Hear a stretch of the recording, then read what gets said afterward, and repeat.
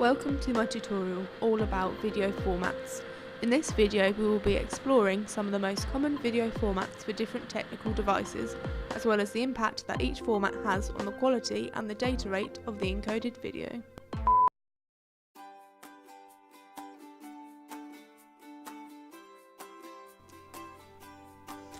Video formats are made of two very different components, containers and codecs.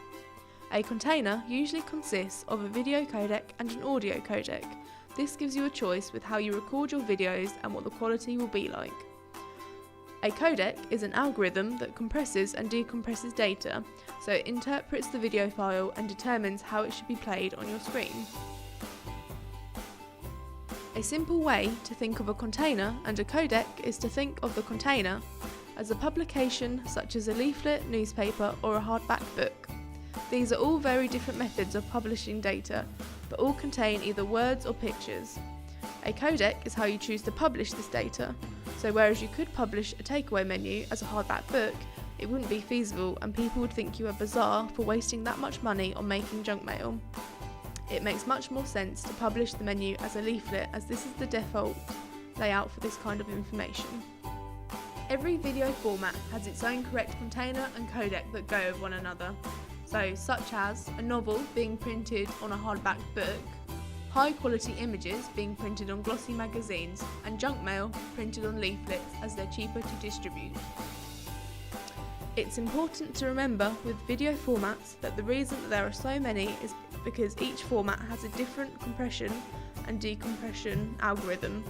So whereas a lossy codec will simply remove all of the data that can't be perceived by humans, making it very difficult to get the data back once it's been compressed. A lossless codec will pick out a reoccurring pixel, such as the colour green for grass. It will simply use the same shade for the specified pixels, the area of grass, making the pixel always refer to this method to eliminate excess data, creating a much smaller file size without losing any quality. As smartphones haven't been around for that long, there is a limited number of video formats you can use on them. The main two video formats for smartphones are .3GP and MPEG-4. .3GP is just a simplified version of MPEG-4 that creates smaller file sizes that are supported more by mobile phones. MPEG-4 is one of the most universal video formats and the most updated, as there are many that are similar, such as MPEG-1 and MPEG-2, but they haven't stood the test of time and have soon become replaced by updated versions of themselves. MPEG-4 can be used for mobiles, TVs and internet use, as it's made for low bandwidth.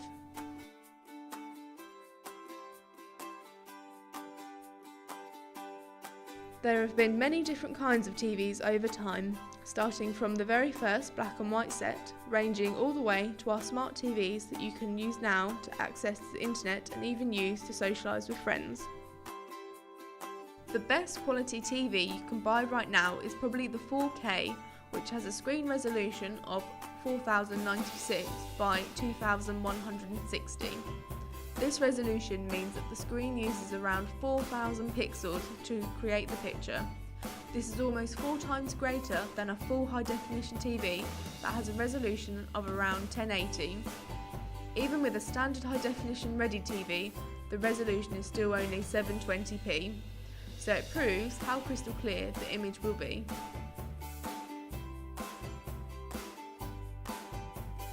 As you can see from these two clips, the resolution of footage is very important when it comes to deciding what kind of quality you want your video to be at. For instance, you won't need full HD to play videos on your mobile device, as this will take up a lot of storage and also will take a long time to buffer. So the lesser quality on this side will be more suited to devices with smaller screens and less need for crystal clear pictures. Whereas, if you're showing your video on a widescreen TV, then you want the highest quality you can have to get the cinema experience in your own home. One of the popular containers for TV is AVI, which is Audio Video Interleave. This has been around since the 90s and was initially developed by Microsoft. Although it's an old format, it's still widely used due to its durability.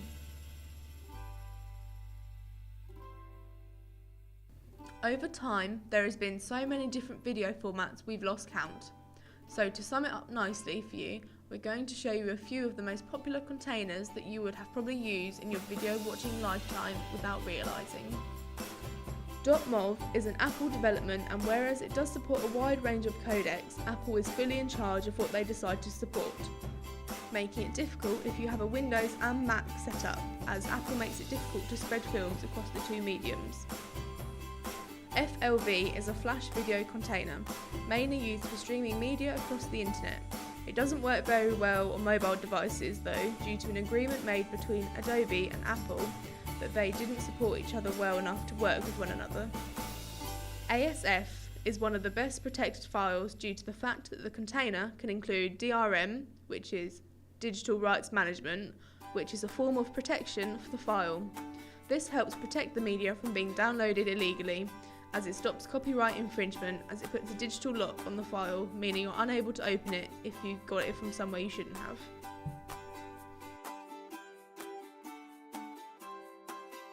A codec that's worth remembering is H.264, as this is the codec used mainly for digital camera and camcorder footage. It's also very flexible to your needs, as it can change from being used at very high bit rates and very low bit rates, depending on the task you're doing. The container that goes with this codec is Advanced Video Coding High Definition, better known as AVC HD. This is a file-based format, meaning that it's been specifically made for playback and for storage on other disks or hard drives. It's one of the most used, as it's capable of full HD video or lower quality videos if needed for your camcorder files.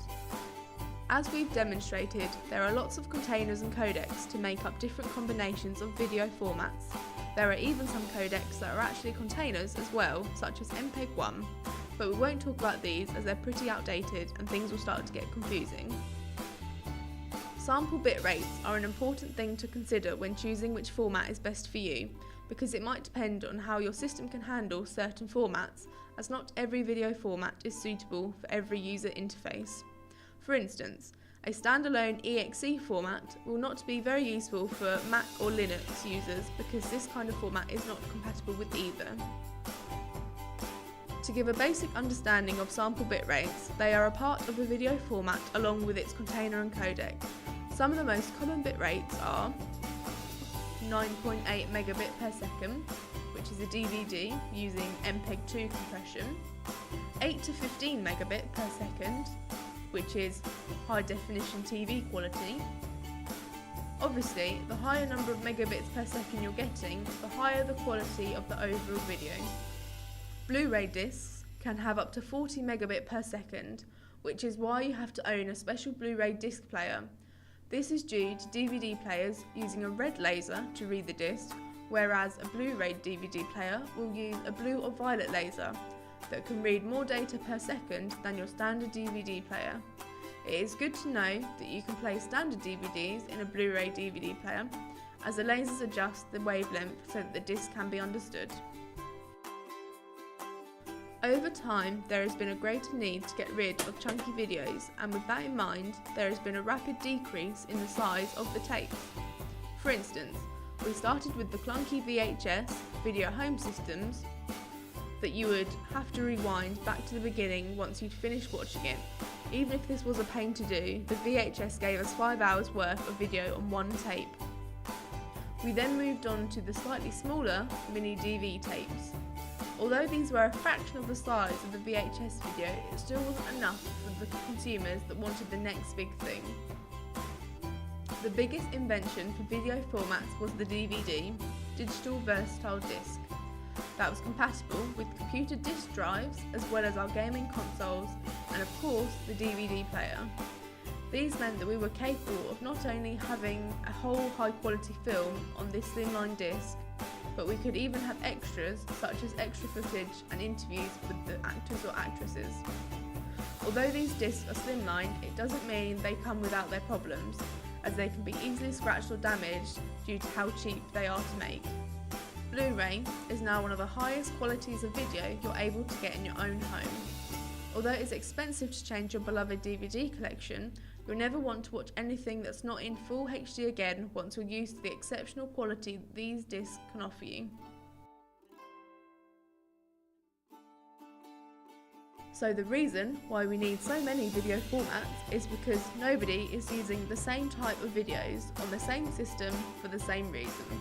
This means that every interface is going to need different requirements if they're going to support the content to their highest ability. It's also the reason why we're able to get rid of the chunky cassette and store more data on a single disc than we ever thought possible.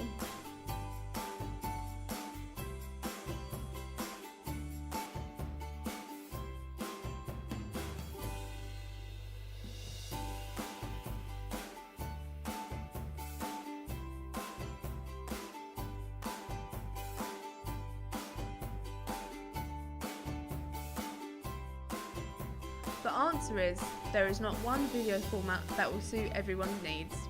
The truth is it totally depends on what device the person is watching on. Will they need a good bandwidth connection to see the video? Are they watching it on a tablet? Are they watching on a Mac or a Windows PC? And so on. You've just got to make sure that you ask yourself these questions before you choose your container and codec. Otherwise, you might find yourself with a video that won't play on any of your applications because the format you selected isn't supported by your system. Whether it be because you've set the quality too high for the internet speed in that area, meaning it could take up to 2 hours of buffering before you can watch the film completely, or whether you've put it into a flash format for someone who's trying to watch the data on a tablet, as it won't work because it's not supported by that cooperation.